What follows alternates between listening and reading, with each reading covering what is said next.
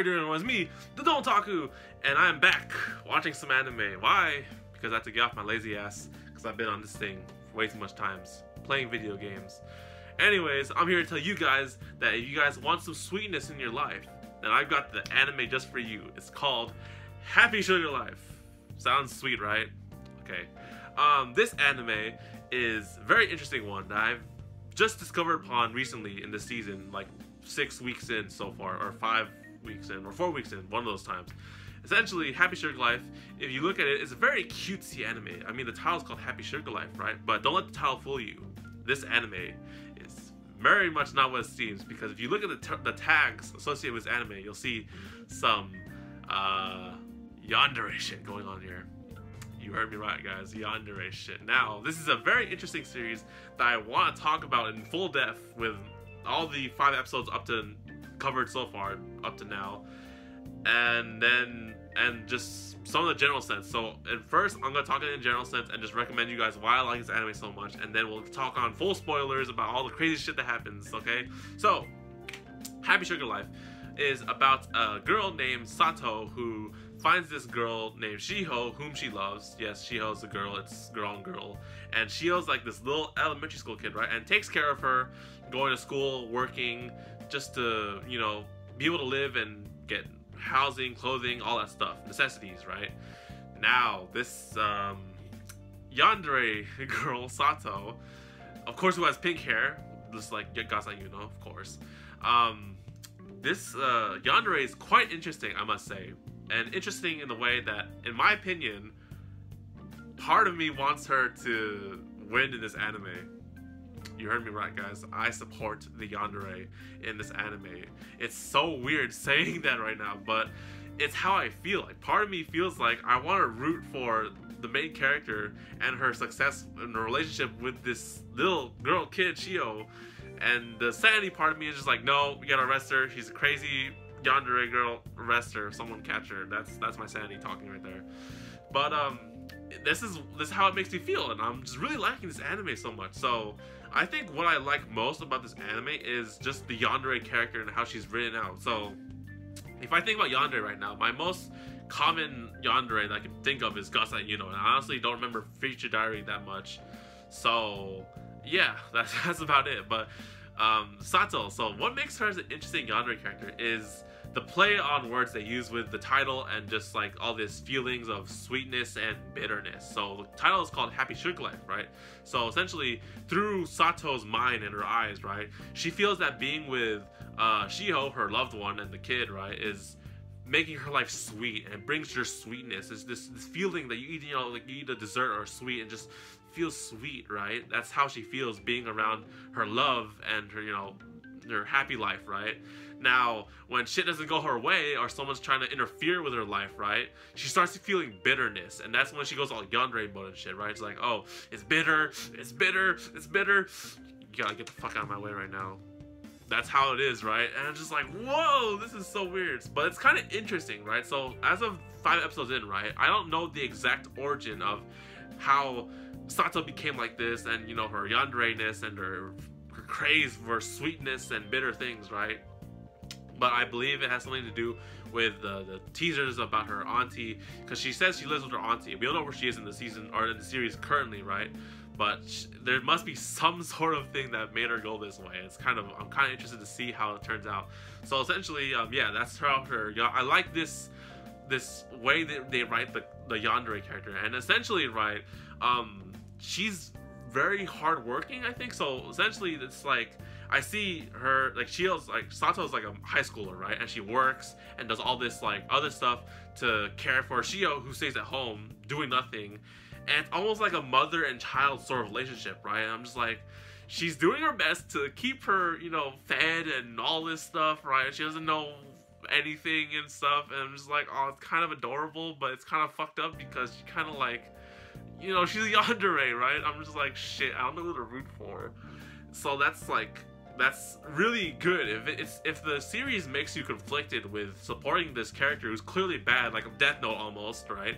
If you guys know that series, then it's good because you're conflicted about it just a little bit. Well, in my eyes, that's how I see it. It's like, I want to root for you, but you're crazy and yandere, so I kind of know I gotta get arrested. That's how I feel. This series also has quite the amount of antagonists. Now, the antagonists are a little bit over the top, and I mean a lot over the top. Like, they do some like crazy shit in here, but if you suspend your disbelief, then maybe you get used to it. There is, I believe, one true antagonist in this series, and I'll talk about him later, but it's basically, essentially, if you watch the first episode, it's the person that puts up the missing persons report stuff of Shiho. Yes, Shiho is a kidnapped child, and she's living in this home, well, it's weird, right, because she's kidnapped, and missing, right, but then, like, she's being taken care of and fed and stuff, and it's just like, I don't know what to do. But yeah, that's my impressions of Happy Sugar Glide. There's 5 episodes in, it's out of 12. I believe next week or sometime this week, episode 6 will come out, and I can't wait to see that. But yeah, man, I really like this show, and I hope that, you know, there's not like a yandere show going on now, and I think yandere, I haven't seen like a yandere anime in quite some time or something like that, but this is really interesting if you guys want to check it out, and yeah, I highly recommend it. I just really like how the yandere is written, and part of me wants her to succeed. That's the weird part. Yeah, so this is, after you guys watch the 5 episodes, you come back here and talk, comment, and discuss about all this crazy shit that happens, right? So, spoiler warning for everyone watching up to this point. So, yeah, the freaking antagonists in this anime are so crazy. Now, I'll give it that the first antagonist, or the first obstacle in the first episode, right? Well, so Sato gets to the new job, and her boss is like super jealous of her being young and cute, and all the employees are like flocking over her and stuff and looking at her. So she gets jealous, and then sexually assaults one of the dudes that confessed to her, and then kidnaps her in the freaking room. And I'm just like, what the fudge? And then, okay, so it makes sense to an extent. So yeah, the first antagonist, I kind of makes sense, you know, makes her work overtime.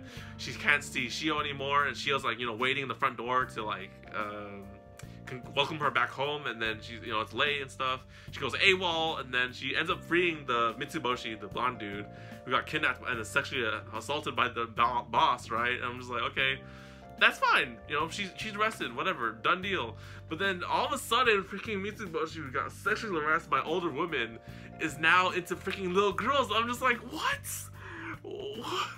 What the fuck? It's so weird. Okay, so in theory, it makes sense, right? Because, you know, this guy got sexually assaulted by an older lady, right? And now he's like, okay, to cleanse myself, I need to be around younger little girls. I'm just like, no, that makes sense, but like, no, why is this the thing? It's so freaking weird. And then in episode 3 and 4, when she freaking meets Shio for the first time, and he starts drooling and imagining all this shit with her, I'm just like, oh my gosh, what is this? This is so fucking weird. But I got settled so quickly, so I'm like, yeah, just keep him away, keep her away from that dude, because he's freaking, it's so weird. Like, would I rather have Shio be with this freaking lolicon dude that like fantasizes about her, or like Sato, who like motherly somewhat cares for her and stuff like that? So that was just hella weird. I mean, it's fine now because he's like super like trying to like investigate her because he saw her carrying her away and stuff, so he might become a threat in this series. The next antagonist would be the teacher. So I'm just like, why? Like, immediately after the boss, right, and the sexual harassment, comes this teacher who like stalks her and shit and is a total masochist. I'm just like, why? What is, like, why? It just so happens to be that this teacher was stalking the shit out of her, and essentially she blackmailed him into like, you know, staying away from me and throw this garbage away, the freaking people that she killed for the home, right? And now he's just like, I don't know, stalking her again. We haven't seen him in a while, so I don't know what the hell he's doing, but he's just still like, you know, investigating and stuff, like, you know, oh, she lives with her auntie, I called her auntie so many times, something sketchy, right? The next antagonist is like some kind of employee that she works with in the maid cafe that wants to be exactly like her, dresses like her, copies all her shit, and just like, you know, snoops into her life, essentially, right? Because he wants to be her. So then that's really new and fresh, so I don't know how that's gonna be for the future of the series, because we're not even halfway yet. Next week will be halfway. But it's interesting. I kind of like that one. She's not so over the top like a freaking masochist teacher or a freaking lolicon that was, you know, traumatized by an older girl. I'm just like, That part gets me through. And then the main antagonist, I feel, would have just been easier to just do this guy as the antagonist the whole series, is the actual brother or sibling of Shiho, who puts up missing posters all over the freaking city and is still looking for her. Surprisingly, I'm kind of disbelieved by it because, well, yeah, it's your sister. Like, you know, they ran away essentially from their family, and then you would go looking for them after everything settled down, right? But I don't know, man. It's just kind of a weird thing because he's just dedicating his life to find his sister, and you know, it's kind of touchy, I guess. But I see him as the main threat in the series because. Whew, episode 1. If you guys remember episode 1, so essentially that's probably the ending of the series, how the apartment buildings lit up on fire and you have Shio and Sato on the roof, like, doing what heck knows what. But yeah, man, like, the antagonists in this series are just, like, over the top sometimes. Well, they're not bad if they're, like, you know, somewhat grounded in reality, but then, like, Mitsuboshi, the blonde dude, and then the masochist teacher. I'm just like, okay, these guys are like overreacting. You guys are reacting way too freaking cliche or like way over exaggerated. But I mean, I guess it's a yandere show about a girl loving a little girl. I guess, I don't know.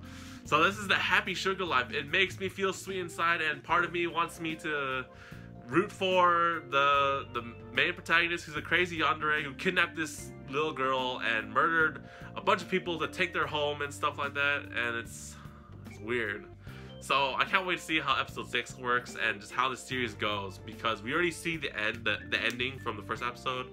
Somewhat, I guess that's how it's gonna end, and then I want to see the build up. I want to see what happens to all these rivals that are getting in our way. It's like Yandere Simulator almost. It feels like it. All these rivals and obstacles for your one true love. It is sort of how it feels like. Yeah, that's kind of totally how it sounds like. Anyways, that's it for my anime recommendation for this season. I hope you guys enjoyed, and hope you guys really like the series. If you guys want to discuss how the series is right now, how you guys feel about it, then leave it in the comment section below. And wait till the end, because I will do a review on this series once it's finally done. So stay tuned for that. Now, I gotta go watch some more anime and make some more videos. Catch you guys later. Take care, guys, and matane. It's good to be back. Somewhat.